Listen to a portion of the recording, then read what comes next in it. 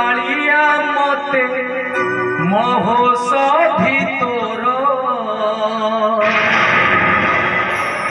तू गाधेलु मते हेलाणी तो जर जाने नहीं कि संपर्क तोर मोर तू गाधेलु मते